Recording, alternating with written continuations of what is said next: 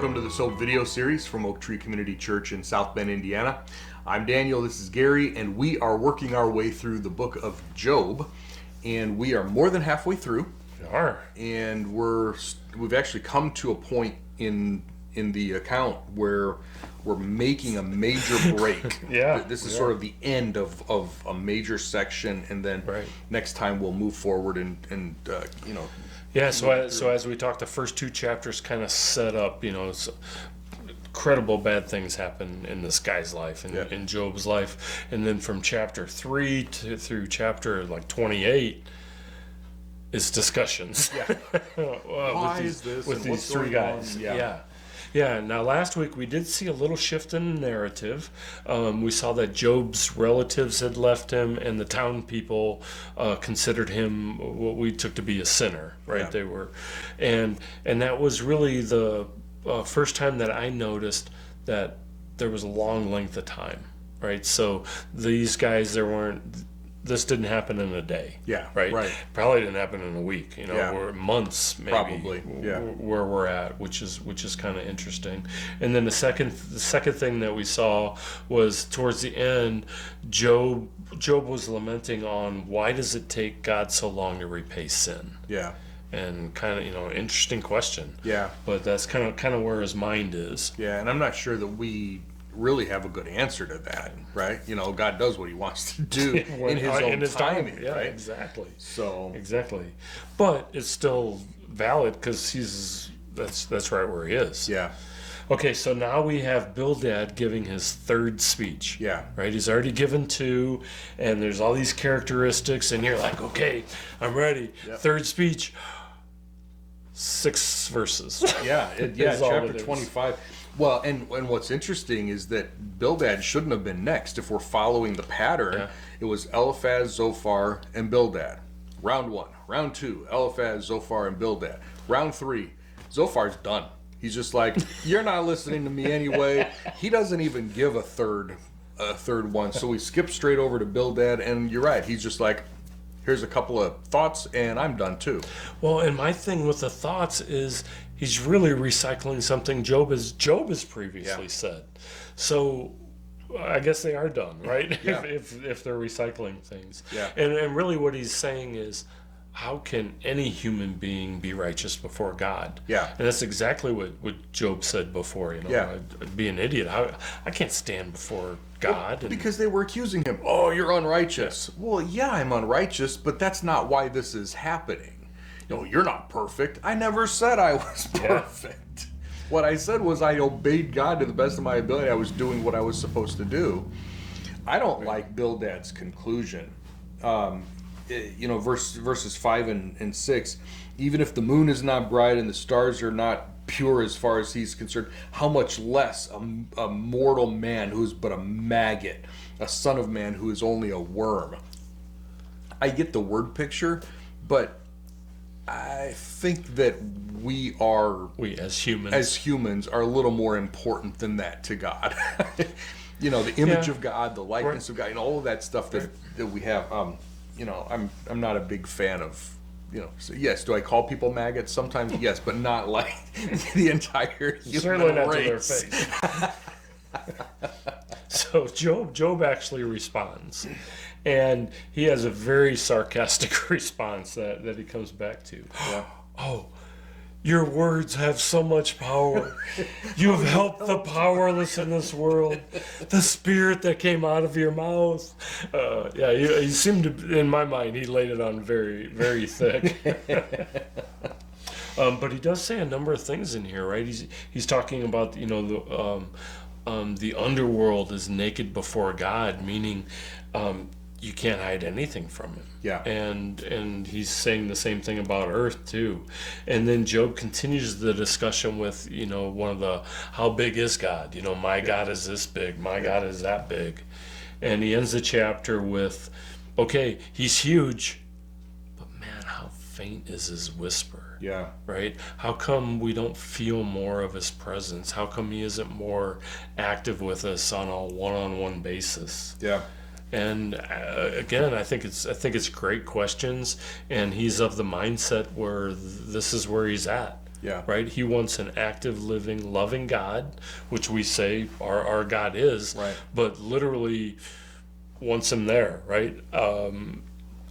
Eden kind of thing, or even as with the second coming. The way it's going to be.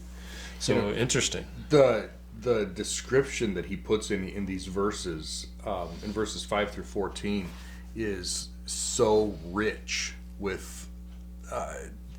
He's not just spouting platitudes. I mean, there's science here. I mean, here we are, 2,000 years or whatever BC, right? We're talking 4,000 years ago, and he says he suspends the earth on nothing. What in astronomy? Where was Job's understanding? Where he's like, it's not like there's a big string out there holding up the earth. Right? Somehow he knew that. Yeah, right. How did he know that? Right. He suspends the earth on nothing. The empty space. He locks the waters in the clouds, and the clouds do not burst with the weight of them. We look at a cloud and it's like, oh, it's just this little floaty cotton candy in the sky. Yeah. He spent some time thinking about it. Yeah, there's some science, and this guy was not a moron. Yeah, well, that and there's some weight, right? If they hold rain, there has to be some weight. So how does that work? Yeah. And describing that God can do this, and God is big enough to do this in his creation, and just some really neat stuff in here. I do want to make one point. In verse 12, I don't remember if you were going to make this point out, but in verse 12 it refers to Rahab. Oh, right? At some point I think I was. Yeah, there's this word Rahab, and we're like, okay, we've seen it before though. I don't think this is the first time. I don't think this is the first time this has come up. And it's just a reminder that this is not Rahab from Jericho, later in the book of Joshua or whatever. This is that's exactly where you go back to. Yeah, it's a different Hebrew word. It's a little bit in English you don't see it, but it's a little bit different word.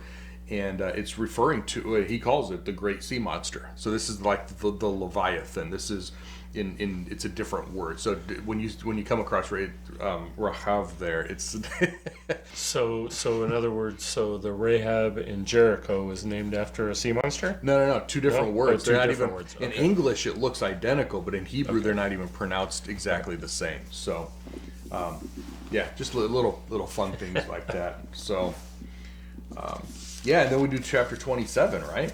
Yeah, so in 27, Job once again proclaims his innocence, but he's much tougher this time, right? And I will never declare you three right. Yeah.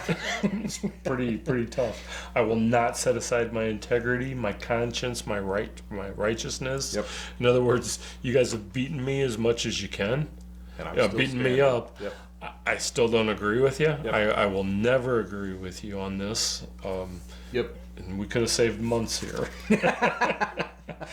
Well, in fact, he continues with that, right? Why are you guys even continuing to talk? Yeah. Yeah, and then Job, finally does agree that the wicked will experience punishment eventually. Yeah. Right? So now Job's maybe changed a little bit. He wants that to be instantaneous, or at least faster than it is. Yeah. Yep. And then we get into chapter 28. Job's still talking, and he's talking about wisdom. Yeah. And it is kind of, you can kind of sense the shift coming along, and he takes a long time to ask, where does wisdom come from? Yeah. And he comes from God, right? Yeah. Big reveal, big spoiler there. But there's some cool things in there, right? You can't buy it. Mankind doesn't know where it comes from, right? It just kind of appears every now and then. And then in verse 22, destruction and death say. I think it's kind of interesting that he used those words. That personifies it. Yeah. We heard a rumor where it can be found, but it's elusive. And then God alone knows. And then in verse 28, and he said to mankind, the fear of the Lord, that is wisdom, and to turn away from evil is understanding. Yeah, it's a beautiful verse here. So this is 1,000 years before David and Solomon. And if you read the book of Proverbs, I mean, this Yeah. Proverbs is almost word for word in several places. This is how the fear of the Lord is defined in chapter 1, in chapter 8, Right. in chapter 9, whatever. Ecclesiastes comes to the same conclusion. So I'm wondering, does Solomon have this section of Job in mind when he's talking about Right. wisdom and the fear of the Lord? Would he would have had it, right? Oh yeah, absolutely. Yeah. And chapter 1, this is how God describes Job when we get started, right? If we go all the way back to chapter 1, he's described as a man who was blameless and upright, who feared God and turned away from evil. So that's God's description of Job in Yeah. the very first verse of this book. And here we get to chapter 28, and he's like, listen, fearing God is wisdom. That's where wisdom comes from. It is Yeah, wisdom. I totally missed that one. And That's to a turn good away one. from evil is understanding. I mean, it permeates Yeah. what we call the wisdom books of Right. of the Bible. So, So the fear of the Lord, that is wisdom. So fear of the Lord. Nowadays, nobody likes no. those words. Yeah. So doesn't necessarily mean scared. But it can. More, but more respect. A lot of conservatives really want to get away from the scared aspect and make it all about respect. Yeah, but it's somewhere in the middle But there. there are legitimate times to be afraid of God.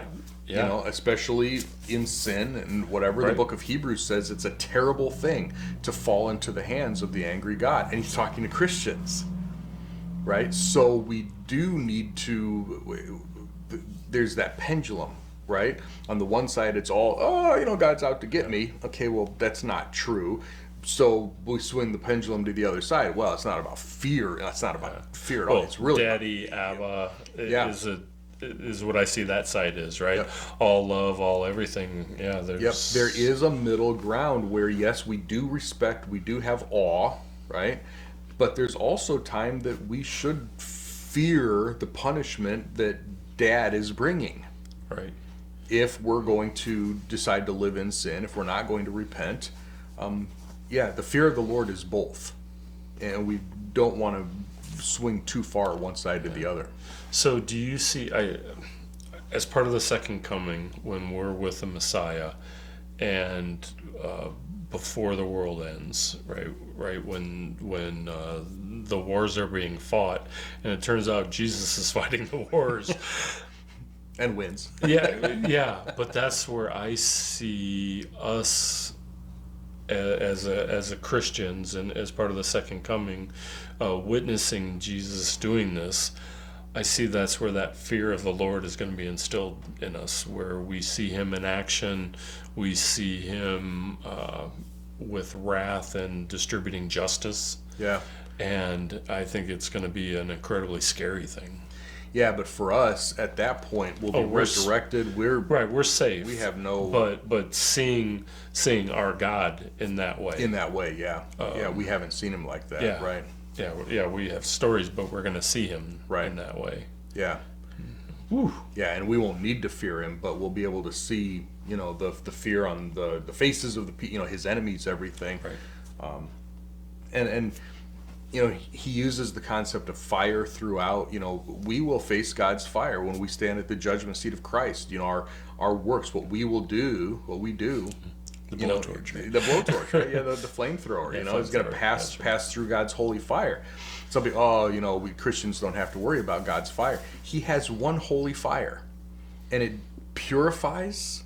And Job said it last week. If I were tested, I will come forth as gold. God's holy fire purifies his people and destroys his enemies. But everybody passes through God's holy fire.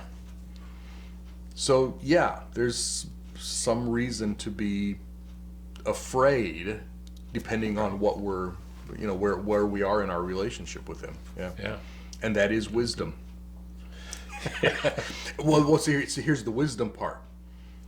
Recognizing that, understanding that, and then turning away from evil. Yeah. Well, that's the understanding, right? That's the understanding.